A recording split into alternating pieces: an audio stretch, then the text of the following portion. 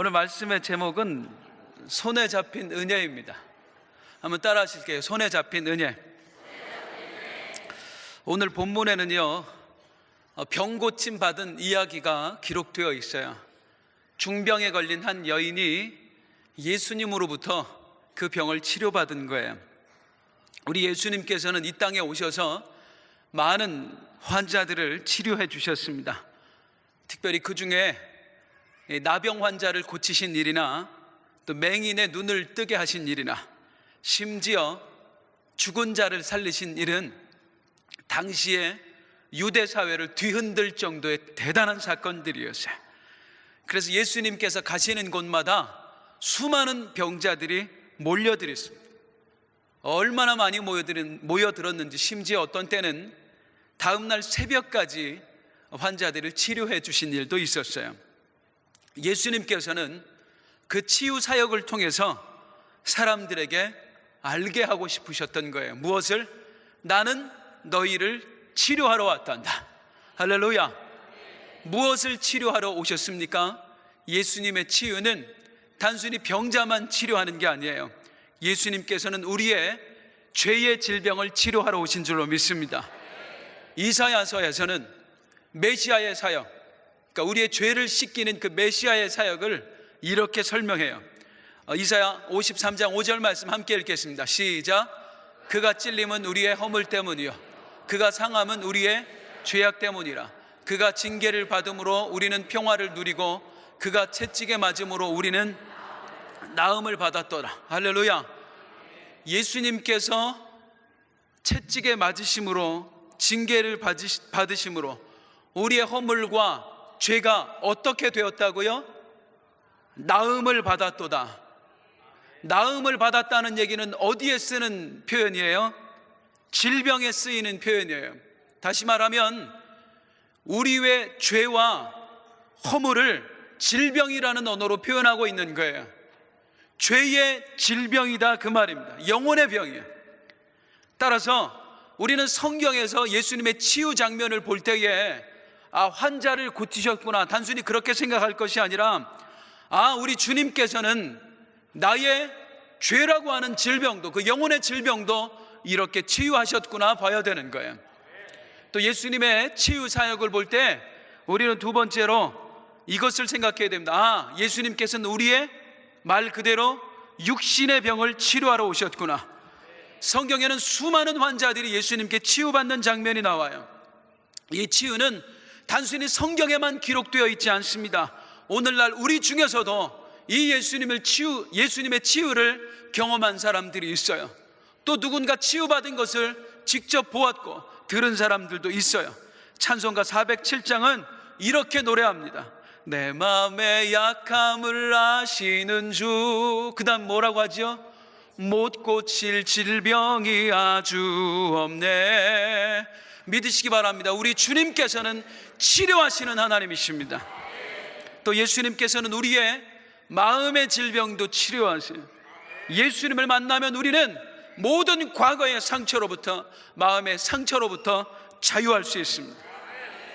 가족으로부터 받은 상처야, 배신으로 인한 상처야, 각종 컴플렉스와 트라우마, 물론 이런 것들에 어떤 전문가의 상담이 필요하기도 하고 때로는 시간이 약이 되기도 합니다만은 진정한 상처에서 자유하게 하실 분은 우리 주님밖에 없는 줄로 믿습니다.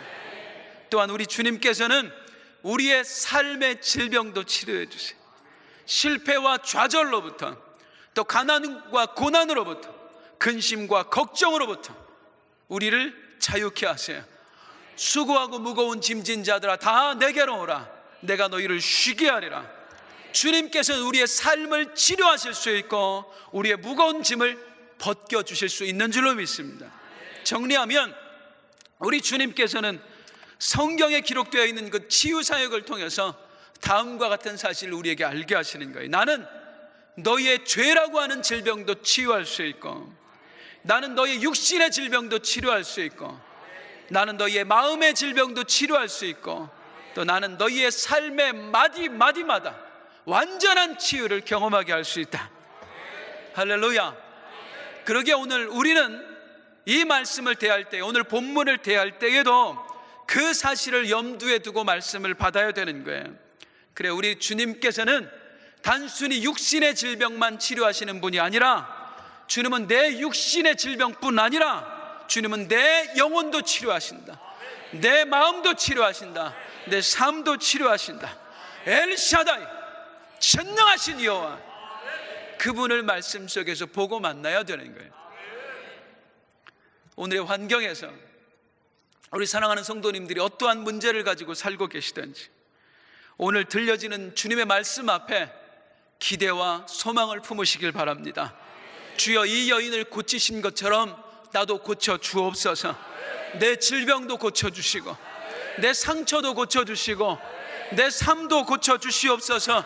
내 가정도, 내 사업장도, 내 일터도, 우리 아이들도, 그리고 반복되는 나의 죄악도 하나님 다 고쳐주옵소서. 이제 구체적으로 말씀 안으로 들어가 볼게요. 먼저 이 여인이, 고침받은 여인이 어떤 질병을 고침받았는가 보겠습니다. 5절 말씀입니다. 마가복음 5장 25절 말씀입니다. 시작. 12해를 혈루증으로 알아온 한 여자가 있어. 혈루증이래요. 무려 12년이었습니다. 작년 하반기인가요? 금요철야 기도회 때에 우리가 한 선교사님을 위해 기도한 적이 있어요. 저 위에서 내려오신 선교사님 부부였죠. 사모님께서 몇 달 전부터 이유 모를 하혈을 하시는데 너무나 몸이 쇠약해지셔서 목숨 걸고 그 나라에 갔음에도 불구하고 더 이상 사역을 할 수가 없어서 온 거예요. 아무것도 할 수가 없으니까. 뭐 사역은커녕 이제 더 이상 살 수 있겠다는 소망도 없을 만큼 다 망가진 상태였죠. 그때에 철야 기도에 나왔던 우리 성도님들 함께 그분을 위해 부르짖어 기도했습니다. 그리고 하나님께서 기적적으로 그 사모님을 치료해 주셨어요. 우리가 봤던 것은 무엇이냐면, 몇 달간의 하혈만으로 사람이 저렇게까지 망가질 수 있구나, 저렇게 힘든 거구나 하는 걸 봤어요. 그런데 이 여인을 보세요. 몇 달이 아니에요. 무려 12년이었습니다. 12년. 얼마나 고통스러웠겠어요.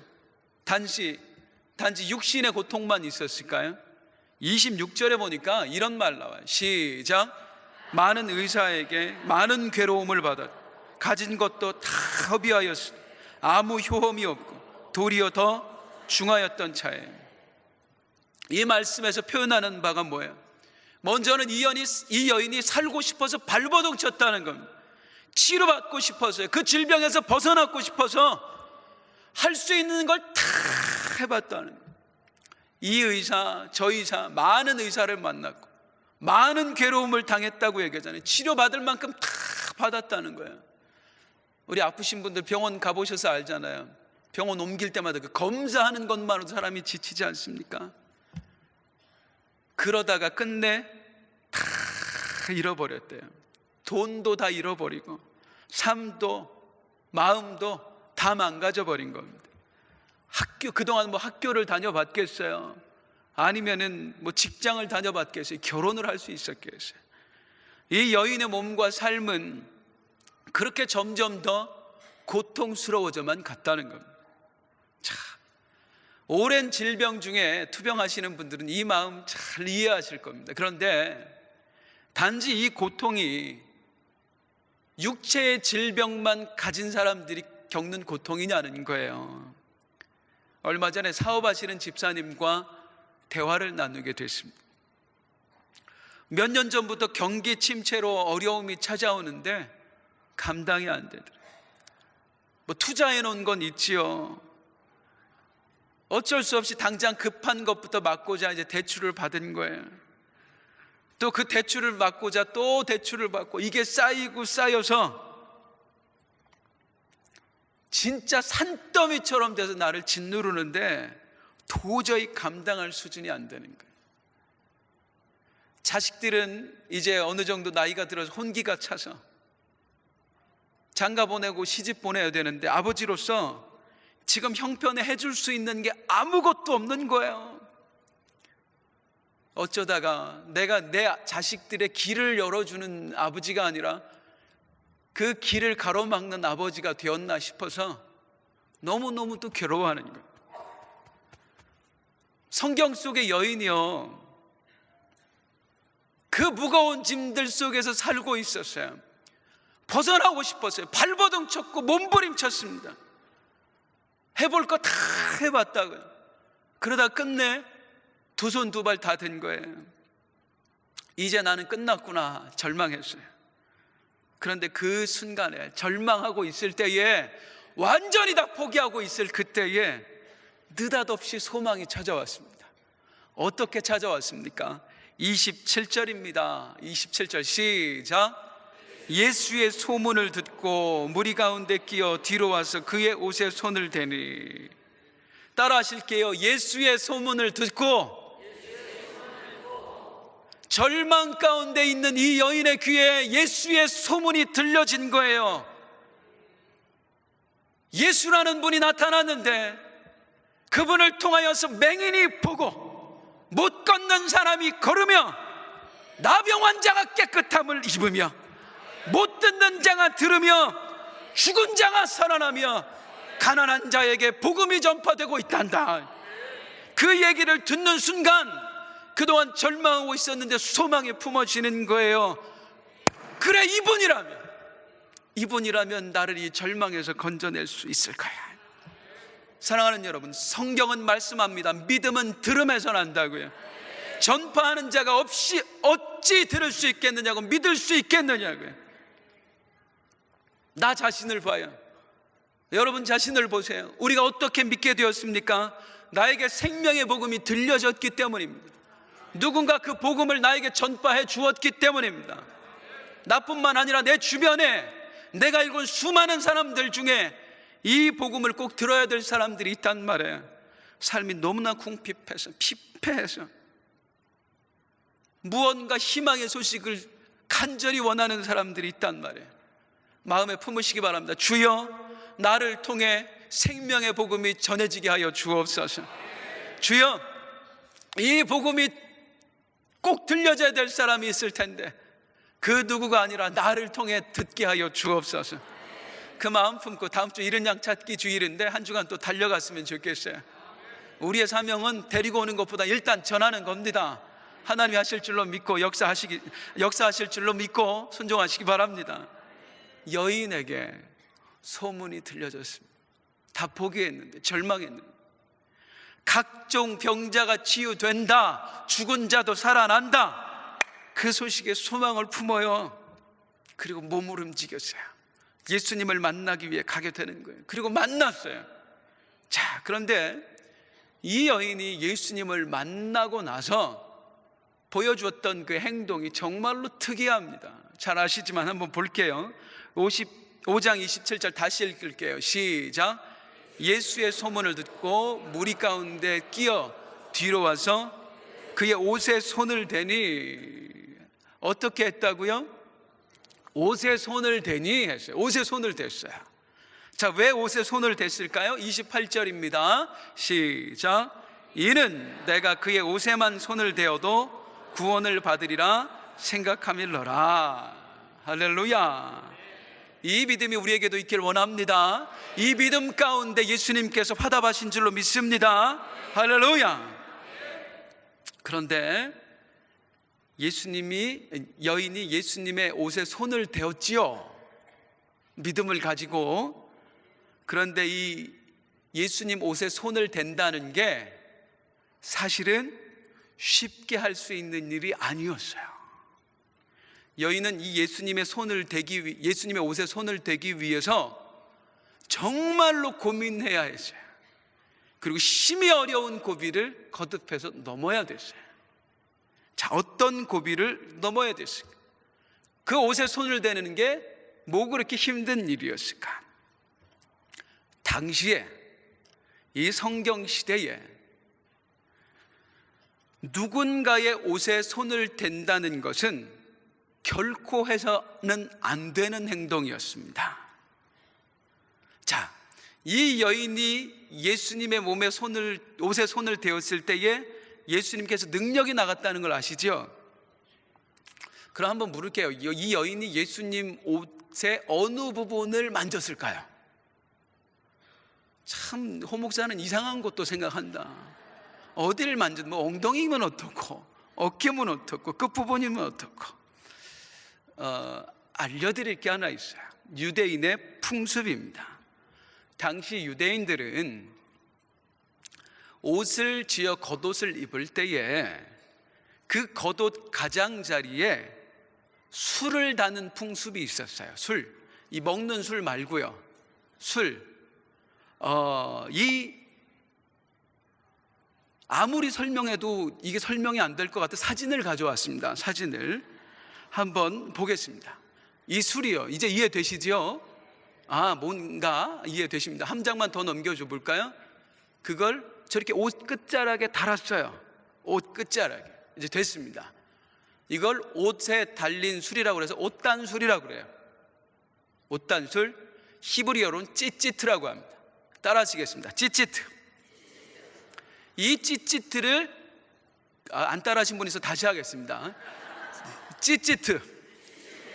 이 찌찌트를 이스라엘 사람들은 옷 가장자리에 달고 다녔어요. 앞에 2개, 뒤에 4개, 겉옷에 뒤에 2개, 그래서 전체 4개를 달고 다녔어요. 왜 달고 다녔느냐면 민수기에 나오는 말씀 때문이에요. 하나님이 하신 명령 때문에 그랬어요. 민수기 15장 38절 읽겠습니다. 시작. 이스라엘 자손에게 명령하여 대대로 그들의 옷단 귀에 술을 만들고 청색 끈을 그 귀의 술에 더하더라. 아까 그 사진의 모양을 기억하시면 이해가 쉬우시죠? 그걸 그냥 단 게 아니라 이쁘라고 단 게 아니라 하나님의 명령이었습니다. 옷단 귀에 옷단 끝에 술을 달아라. 청색 끈을 그 귀에 더하라 했습니다. 왜? 이걸 찌찌트라고 한다고 했잖아요. 그 찌찌트를 왜 달라고 하셨는가? 바로 이어 39절에 나옵니다. 다는 이유가 있습니다. 시작. 이 술은 너희가 보고 여호와의 모든 계명을 기억하여 준행하고 너희를 방종하게 하는 자신의 마음과 눈의 욕심을 따라 음행하지 않게 하기 위함이라. 이 찌찌트를 달라 하시면 뭐냐면 그것을 볼 때마다 무엇을 기억하라고요? 여호와의 말씀을, 하나님의 계명을 기억하라. 그래서 죄를 짓지 말라. 이 말씀대로 이스라엘 백성들은 그 찌찌트 옷단수를 만들어서 앞에 뒤에 2개, 4개씩을 달고 다녔어요. 자, 이 찌찌트가 달린 옷을 입고 다니면서 이스라엘 백성들은 늘 생각했습니다. 나는 누구인가? 나는 주의 계명을 기억하고 지켜 행해야 되는 사람이다. 나는 여호와의 율법을 즐거워하여 그 율법을 주야로 묵상해야 되는 사람이다. 그렇게 생각하고 다녔어요. 또 누군가가 이 찌찌트가 달린 옷을 입고 다니면은 그것을 보면서 생각했어요. 저 사람은 하나님의 율법을 온전히 지키는 사람이구나. 저 사람은 정말로 괜찮은 신앙인이구나. 그렇게 생각했어요. 그렇게 시간이 흘렀습니다. 100년, 200년, 300년 쭉 시간이 흐르다 보니까 이 찌찌트가 하나의 상징물이 되었어요. 무엇을? 그 사람의 됨됨이, 그 사람의 신앙을 상징하는 상징물이 된 거예요. 왜 그러냐면 누군가 열심히 계명을 지키잖아요. 이 찌찌트 달린 옷을 입고 다니다가 열심히 계명을 지키다가 복을 받으면 그렇게 생각했어요. 내가 여호와의 율법을 열심히 지켰더니 하나님이 나에게 복을 주셨구나. 하나님이 나를 부자로 만들어 주셨구나. 출세를 하면은요, 장관이 되고 뭐 장군이 되면은요, 이 찌찌트를 만지면서 고백을 했던 거예요. 내가 여호와의 율법을, 하나님의 계명을 열심히 지켰더니 하나님이 나에게 이런 출세도 허락하시는구나. 하나님이 나에게 이런 권세를 허락하시는구나. 이런 식으로 생각하며 살다 보니까 어느새 이 찌찌트가 그 사람의 정체성, 다시 말해서 그 사람의 신앙과 그 사람의 부와 명예와 권력을 상징하는 도구가 되었어요. 그래서 그 당시에 유대인들 사이에서는 이런 풍문이 떠돌았어요. 이런 믿음이 있었어요. 온전하지 못한 사람이 온전한 사람의 찌찌트를 만지면 온전해진다. 병든 사람이 능력 있는 사람의 찌찌트를 만지면 병이 낫는다. 사실 여인도 그 세상 사람들 사이에 떠도는 그 말을 믿었던 거예요. 어쨌든 중요한 건 뭐냐면 이스라엘 백성에게 찌찌트가 얼마나 큰 상징물인가 하는 겁니다. 이제 설명이 필요합니다. 자, 이스라엘 백성들이 찌찌트, 옷단수를 이렇게 소중하게 여기다 보니까 더불어서 또 소중하게, 귀하게 생각하게 된 것이 있어요. 뭘까요? 이 찌찌트가 달린 겉옷입니다. 겉옷이에요. 찌찌트는 겉옷에 다는 거니까. 어느새 시간이 100년, 200년 흐르다 보니까 찌찌트만 소중하게 된 것이 아니라 찌찌트가 달린 겉옷도 소중하게 된 거예요. 그 겉옷도 누군가의 정체성을 상징하게 된 거예요. 이 겉옷이 곧 그 사람의 권능을 상징하고 그 사람의 신앙을 상징하고 그 사람의 부를 상징하는 거예요. 그래서 유대인들은요, 이 겉옷을 생명처럼 소중히 여겼습니다. 생명처럼. 그래서 예수님이 속옷을 달라는 자에게 겉옷까지 줘라, 그 얘기 그래서 하신 거예요. 생명처럼 소중히 여기는 거니까. 자, 이 찌찌트를 소중히 여기는 이스라엘 사람들의 문화가 몇 개 있어서 성경에 나와 있어서 소개해 드릴게요. 얼마나 소중히 여겼는지. 한나가 아주 힘들게 아들을 낳았지요. 사무엘을 낳았어요. 그 사무엘을 성소에 맡겨놓고 매년 아들을 보러 올라갔습니다. 그때마다 뭐 했죠? 사무엘상 2장 19절에 보니까 그의 어머니가 매년 드리는 제사를 드리러 그의 남편과 함께 올라갈 때마다 무엇을? 작은 겉옷을 지어다가 그에게 주었다. 이게 뭐냐면 우리 아들이 크니까 그냥 또 이쁘게 입으라고, 맞는 거 입으라고만 보낸 게 아니라, 왜? 찌찌트가 달린 옷이 이제 아이가 크면은 더 이상 작아져서 못 입고 다른 옷 입고 다니니까 일부러 찌찌트를 새로 달아서 갖다 주는 거예요. 그리고 이렇게 얘기하는 거죠. 아들아, 이걸 보면서 생각해라. 엄마와 떨어져 있지만 너는 하나님 자식이다. 너는 하나님 명령 지키며 살아야 된다. 그 무엇보다도 여호와의 율법을 최고로 여기며 살아야 된다. 그래야 하나님이 네 인생 책임져 주시는 거야. 이 가르침과 믿음 덕분에 그 사무엘이 엘리 같은 그런 악한 제사장 밑에서 신앙을 지켜낼 수 있었던 거예요. 좀 더 볼까요? 열왕기하에 보니까 엘리야 선지자가 하늘로 승천하는 장면이 나오죠. 그때 누가 따라갔어요? 제자 엘리사가 따라갔습니다. 엘리사가 갑절의 능력을 요구하는 거예요. 그러자 엘리야가 스승 엘리야가 아무 말도 안 하고 있다가 나중에 승천할 때 되니까 뭘 벗어놓고 가야? 자기의 겉옷을 벗어놓고 가야. 이 겉옷은 엘리야의 권능을 상징했거든요. 그 겉옷을 탁 떨어진 걸 보고 엘리사가 가서 어떻게 합니까?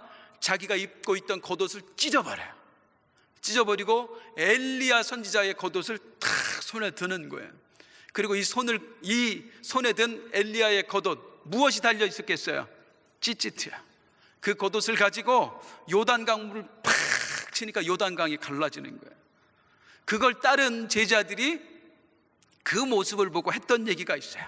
열왕기하 2장 15절입니다. 시작. 맞은편 여리고에 있는 선지자의 제자들이 그를 보며 말하기를 엘리야의 성령이 하시는 역사가 엘리사 위에 머물렀다. 여기까지만. 무엇이 머물렀다?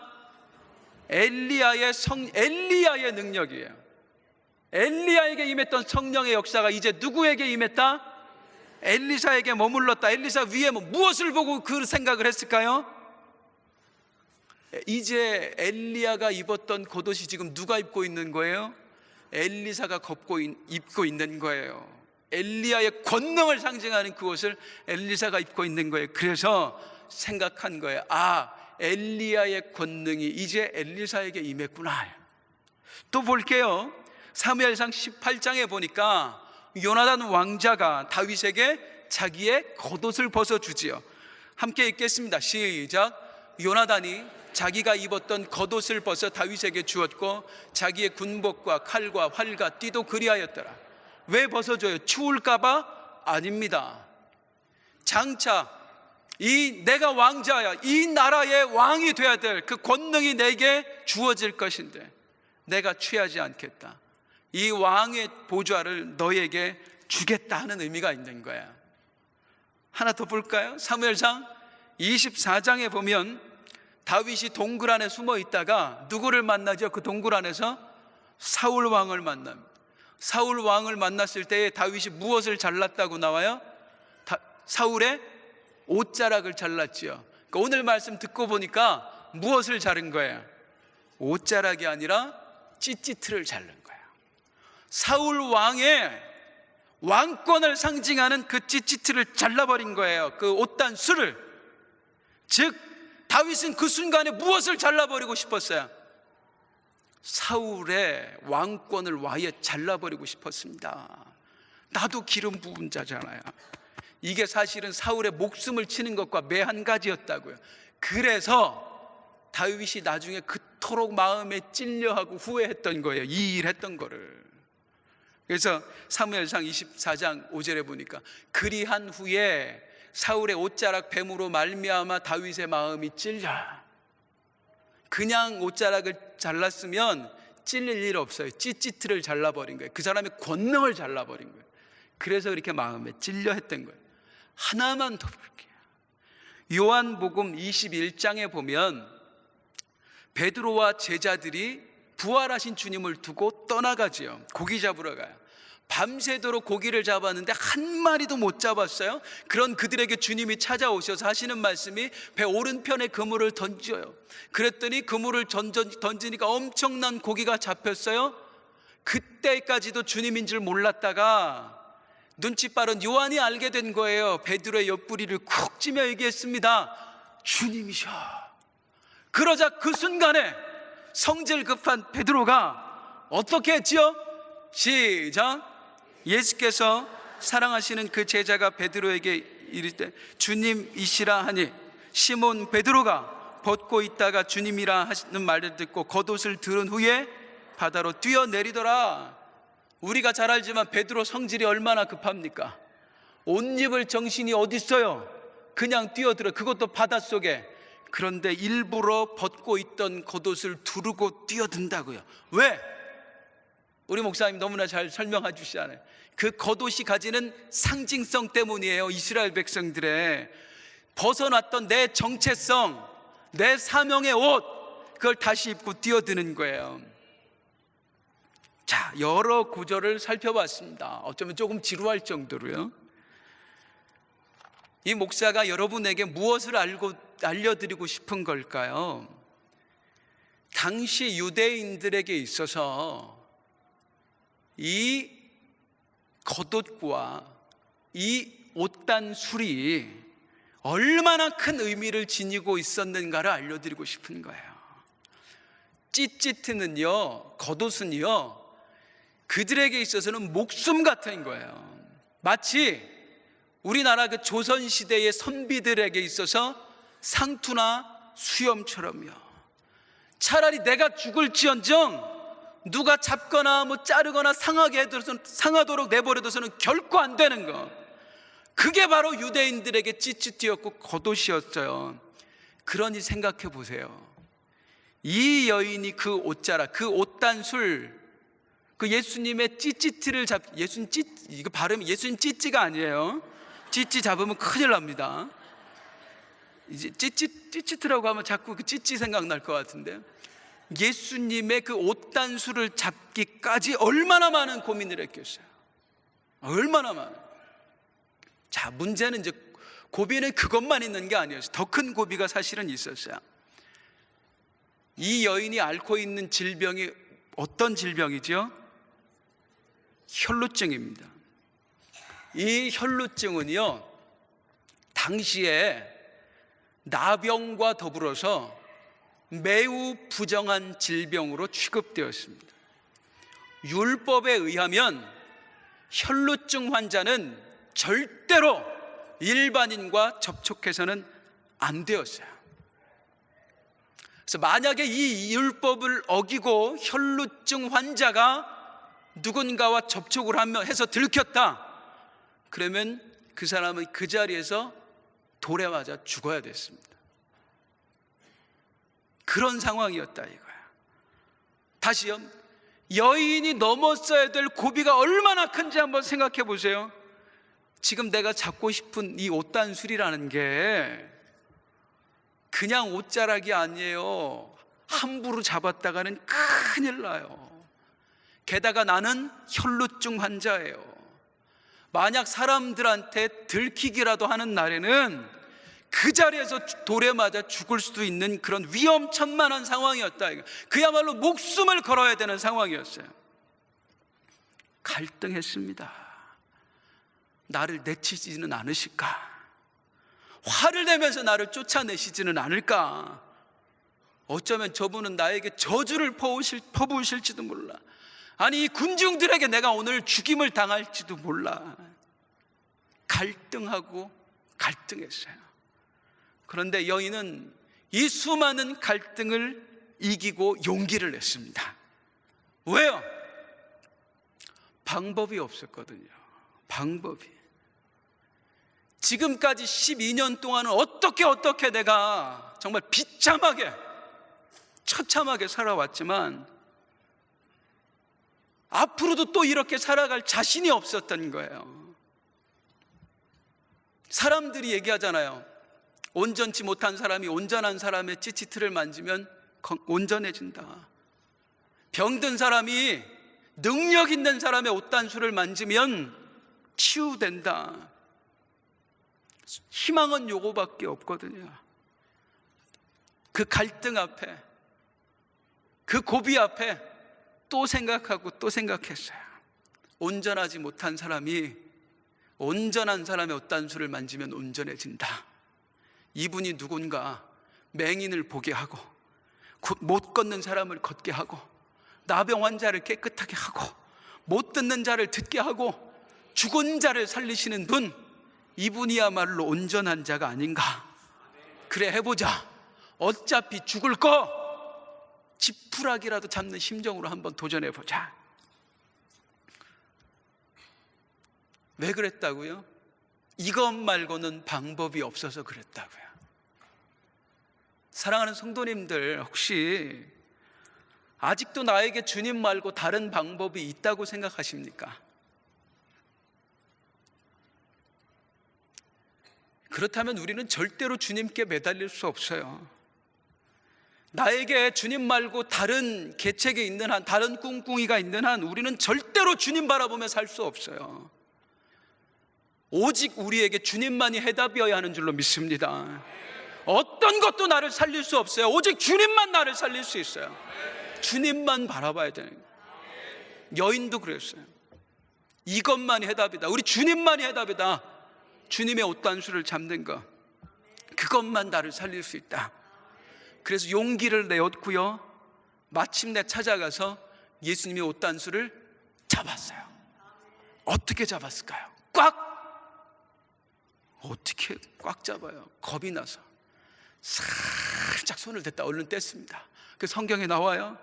마가복음 5장 29절에 손을 대니라고 나오고, 29절에 시작.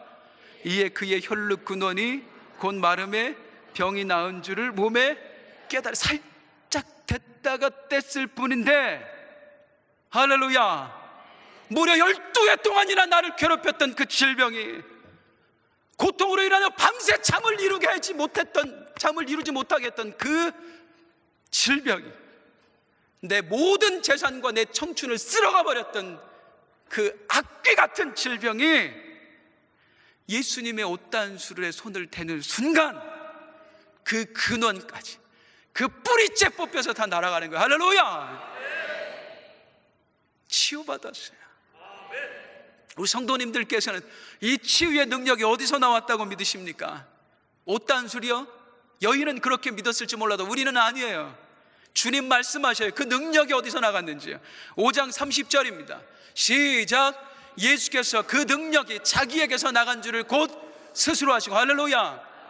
능력은 옷단술에서 나온 게 아니고요, 예수님으로부터 나온 줄로 믿습니다. 우리 예수님이 능력이에요. 우리가 그 예수님을 붙잡을 때 역사를 경험하게 되는 거예요. 다시 말씀드려요. 옷단술이라고 하는 상징물이 중요한 게 아니에요. 그 같은 상징이라고 할지라도 그게 누구의 것이냐가 중요한 거예요.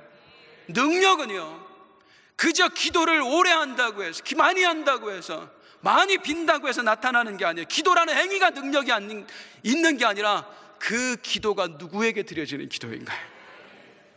별똥별이 떨어질 때마다 젊은이들 막 소원을 가슴속에 얘기해요. 저 오빠랑 결혼하게 해주세요. 이 여자랑 사귀게 해주세요. 정한수 떠놓고 어머니들, 할머니들 옛날에 기도했습니다. 우리 외할머니도 그러셨어요. 새벽이면 일어나서 정한수 떠놓고 기도하셨어요. 뭐라고요? 우리 자식들 잘 되게 해달라고, 뭐 괴롭히지나 말지 그러셨어요. 우리 자식 취업시켜주세요. 우리 자식 놈한테 아들 하나만 점지해 주세요. 얼마나 정성을 들여요. 제가 우리 외할머니에게서 본 건 뭐냐면, 그 새벽에, 옛날에는 따뜻한 물이나 있습니까?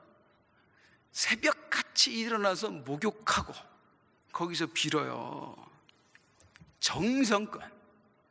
그런데 아무리 그 기도에 정성이 담겨 있다고 해도 기도를 받는 대상이 엉뚱한 대상이면 아무 능력이 없습니다.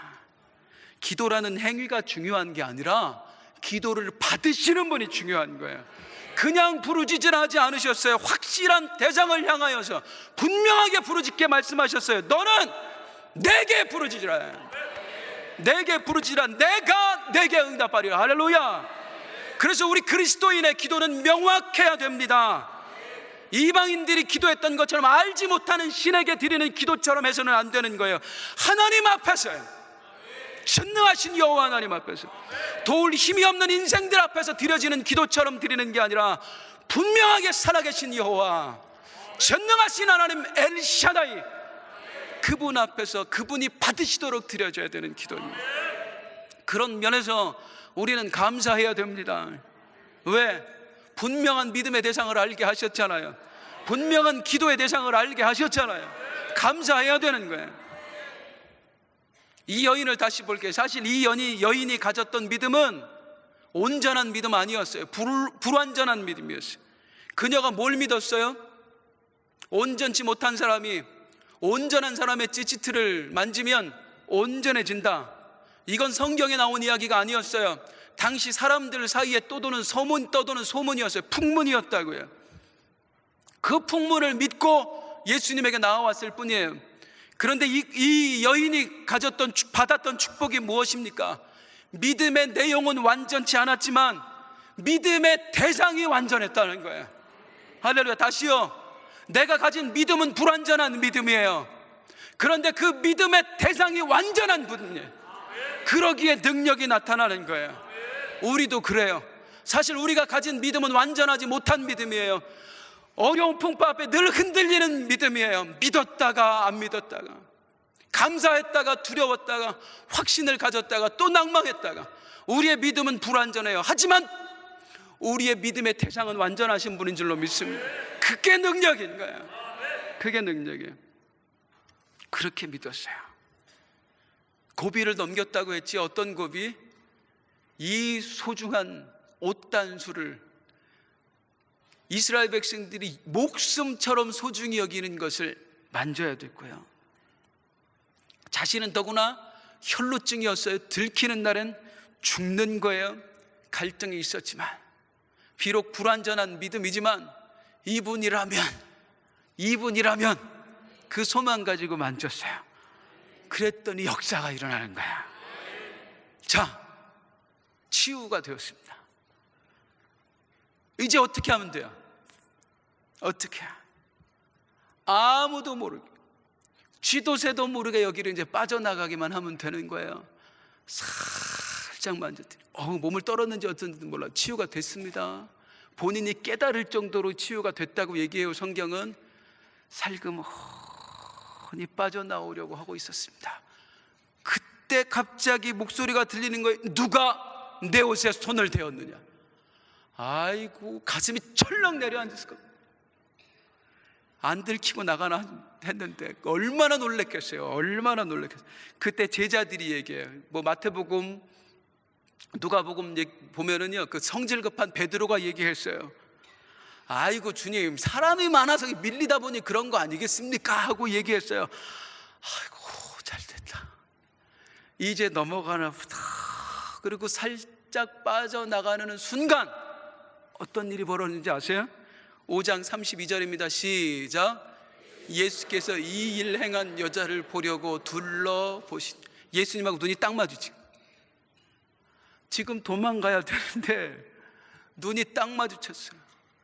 눈싸움이 시작됐는데 예수님을 어떻게 이겨요? 불꽃 같은 눈으로 쳐다보시는데, 자기를 지그시 바라보시는데 그 눈빛에서 읽었습니다.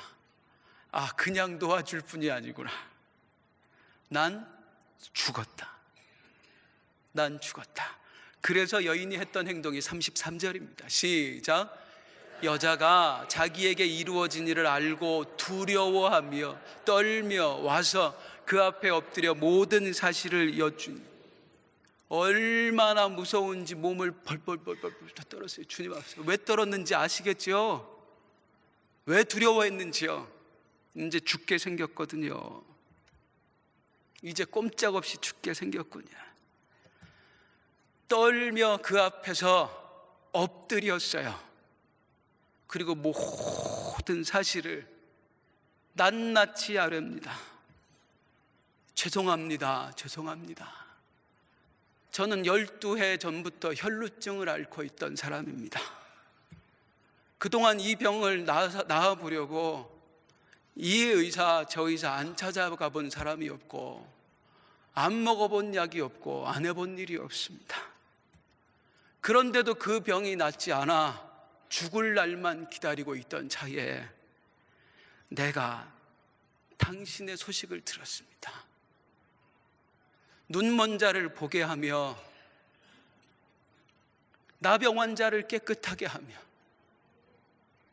귀머거리를 듣게 하며 죽은 자도 살리신다는 그 얘기를 듣고, 이게 내 마지막 소망이구나 하고 찾아와서 감히 내가 당신의 옷단수를 잡았습니다. 죄송합니다. 죄송합니다. 그 얘기를 듣고 있던 그 옆에 있던 사람들이 어떻게 했을까요? 혈루증이라는 얘기 나오는 순간 돌부터 찾았을 거예요. 성질 제일 급한 베드로, 조금 전까지만 사람 밀려서 뭐 어쩌고 했던 베드로부터 아마 돌을 들고 있었을 거예요. 이런 쳐 죽일 년이 있나 아마 그랬고 있었어요. 사랑하는 여러분, 이 여인의 운명이 어떻게 될까요? 자, 우리 예수님께서는 이 주변에 있는 그 분노한 사람들의 그 화를, 그 분노를 어떻게 잠재우실까요? 이거 그냥 단순한 문제 아닙니다. 이 여인은 지금 뭘 어겼어요? 율법을 어겼어요. 예수님이라고 해서 마음대로 용서해 줄 수 있는 그런 상황이 아니에요. 이 여인을 그냥 돌려보내면 예수님도 바리새인들한테 딱 걸린다고요. 어떻게 해야 되죠?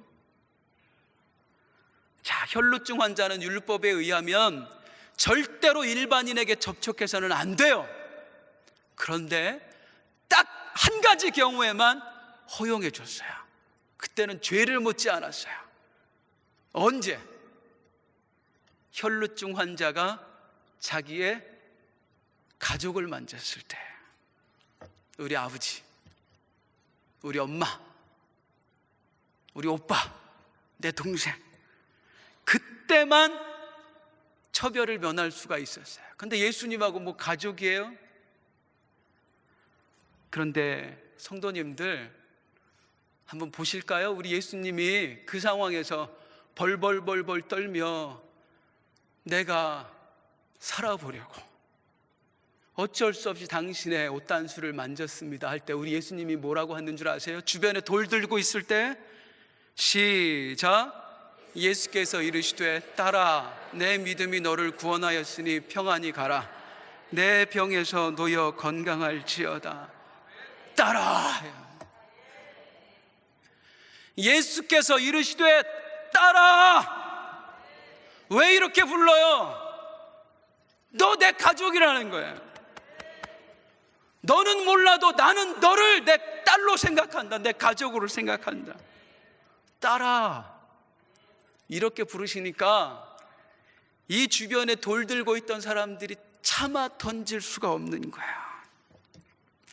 사실 이 예수님하고 이 여인은요, 예수님이 따라 하고 부를 만큼 나이 차이 안 났을 거예요. 예수님 기껏해야 30대 초반이에요. 기껏해야. 이 여인은요 12해 전부터 혈루증 앓고 있다고 하니까 사춘기 때부터 했으면 아무리 못해도 20대 중반 20대 후반입니다. 나이 차이 별로 안 난다고요. 근데 뭐라고 부르세요? 딸아. 왜 딸아예요? 그렇게 불러야지만 이 여인이 살 수 있으니까요. 가족이 되어줘야만 이 여인에게 살 수 있는 자격이 생기니까요. 그리고 말씀하시는 거예요. 딸아 불러놓고 평안히 가라. 이제 떨지 마. 너 내 딸이야. 아무도 너 못 죽여. 걱정 말고 두려워하지 말고 평안히 가라. 그리고 네 병에서 놓여서 이제 평생 사람답게 한번 살아봐라. 성경은 우리에게 말씀하십니다. 너는 내게 부르짖으라. 내가 내게 응답하겠고 내가 알지 못하는 크고 은밀한 일을 내게 보이리라. 또 성경은 우리에게 말씀하십니다. 우리 주님이여 구하라 그리하면 너희에게 주실 것이요 찾으라 그리하면 찾아낼 것이요 문을 두드리라 그리하면 너희에게 열릴 것이라 말씀하십니다. 구하라 주실 것이래요. 찾으라 찾을 것이래요. 두드리면 열릴 것이래요. 이 약속의 말씀을 붙들고 우리가 주님을 잡는 거예요. 만지는 거예요. 언제? 힘들고 어려울 때에, 더 이상 일어설 힘이 없을 때에, 그 누구도 의지할 사람이 없을 때에, 그때 우리가 주님 앞에 나와서 주님의 이름을 부르는 거예요. 부르짖는 거예요. 주여 나를 불쌍히 여겨 주옵소서. 내 영혼을 고쳐주시옵소서. 내 질병을 고쳐주세요. 하나님 내 마음 고쳐주세요. 우리 사업장도 고쳐주세요. 우리 아이들도 고쳐주세요 하는 거예요. 그런데 그 부르짖어 기도할 때에 갑자기 마음 한켠에 이런 생각이 드는 거예요. 이런 소리가 들려오는 거예요. 너 헌신했어? 너 교회 지을 때 헌금 얼마나 했는데? 너 그동안 기도 많이 안 했잖아. 아니 지금까지 기도도 안 하고 네 마음대로 살다가 이제 와서 손들어 기도하면 하나님이 들어주시겠어? 네 속에 숨겨진 죄는 또 어떡하고? 우리 하나님 머리털까지 세신 바 되는 분이야. 네가 어제 그제 뭐 했는지 낱낱이 하나님이 알고 계셔. 야, 부르짖는다고?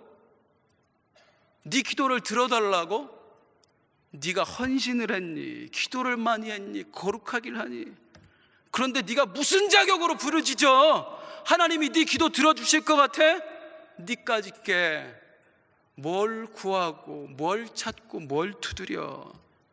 사탄의 참소가 들리는 거예요. 우리 속에서. 그래요, 맞아요. 성도님들 우리 자격 없어요. 저도 자격 없고 성도님들도 자격 없어요. 우리가요 주님 앞에 나와서 두 손 들고 주님 내 기도 들어주셔야 됩니다 할 만큼, 우리가 응답받을 만큼 그렇게 살지 못했어요. 우리는 솔직히 하나님 앞에서. 남하고 비교하면 조금 나을지 몰라도 하나님 앞에, 하나님의 눈에 보면 우린 다 부족하고 다 죄인이에요. 자격 없어요. 그래서 부르짖다가 하나님의 응답이 없으면 또 좌절하죠. 그래, 내가 무슨 자격이 있나? 기도는 저렇게 응답은 저렇게 기도 많이 하는 권사님에게나 주어지는 거고, 축복은 저렇게 헌신하는 분들에게나 주어지는 거고, 그렇지 내가 무슨 자격이 있나? 내가 뭘 찾고 뭘 두드리고 뭘 구해. 그 포기하려는 순간 우리 주님이 말씀하시는 거예요. 너희가 악한 자라도 좋은 것으로 자식에게 줄 줄 알거든. 하물며 하늘에 계신 너희 아버지께서 구하는 자에게 좋은 것으로 주지 않겠느냐. 자격 좀 없으면 어떠냐. 헌신 좀 못했으면 어떡고. 그동안 펑펑 놀다 이제 와서 손들어 기도하는 거면 또 어떡고. 남 몰래 네가 그렇게 죄 좀 많이 지었으면 어떠냐. 너는 내 아들인데, 내 딸인데, 내 아들아, 내 딸아, 괜찮아. 내 아들이라는 사실이 너한테 자격이야. 내 딸이라는 사실이 너에게 권능이야. 그러니까 걱정 말고 구하고 염려하지 말고 찾고 당당하게 두드려. 이 아버지가 다 들어줄게. 여인은 고민했고요. 얼른 손대고 도망가려고 했다가 주님의 음성을 들었어요. 누가 내 몸에 손을 댔느냐. 가슴이 철렁 내려앉았고요. 우리 주님이 정말로 야속했어요. 너무너무 야속했어요. 한참을 나를 이렇게 쳐다보는데 그 눈길을 피할 수가 없는 거예요. 사람들이 다 알아버렸잖아요. 이미 나를 죽이겠다고 다 돌을 들고 있잖아요. 야속한 마음에 또 체념하는 마음에 그냥 낱낱이 다 알았어요. 내 병이 뭔지, 그리고 내가 그동안 얼마나 힘들게 살았는지, 내가 지금 얼마나 처참하게 망가져 있는지 다 얘기했어요. 다. 속이 후련해졌는데 이제 죽겠구나 싶은 거예요. 이제 죽겠구나 싶은 거예요. 너무나 아픈 마음을 가지고 두 눈을 질끈 감았는데 그때 그분이 말씀하시는 거예요. 딸아, 세상에나 이분이 누구야? 온 나라 백성이 메시아라고 떠받드는 분이에요. 나에게 딸아하고 불러주신 분이 누구예요? 하나님의 아들이라고 일컬어지는 분이에요. 그분이 나 같은 거한테요. 12년 동안 혈루증 앓으면서 어쩌면 가족들한테도 버림받았던 나, 그 누구도 의지할 대상이 없고 그 외로운 나한테 딸아 그러는 거예요. 내가 네 가족이다. 내가 네 아버지다. 그 순간 깨달았어요. 그리고 감사했어요. 나를 그냥 돌려보내지 않고 붙잡아 주셔서 감사합니다. 때로 부르짖는 우리 주님이 모질게 대할 때 있으시거든요. 더 깊은 걸 깨닫게 하고 싶은 거예요. 단순히 육신의 응답뿐만이 아니라 진짜 영혼의 축복을 주고 싶은 거예요. 이 여인 병만 낫고 그냥 가면 뭐예요? 구원 받아야지. 주님하고 아버지와 딸의 관계가 돼야 사는 거 아니에요? 우리가 그렇다고요. 오늘 부르짖어도 응답이 안 온다고 여겨지십니까? 그래서 실망하십니까? 늦추시면 늦추시는 이유가 있는 거예요. 진짜 큰 축복이 나에게 주어질 거예요. 이미 아들이고 이미 딸이잖아요. 힘내고 사십시다. 찬송 함께 할까요? 힘들거든요.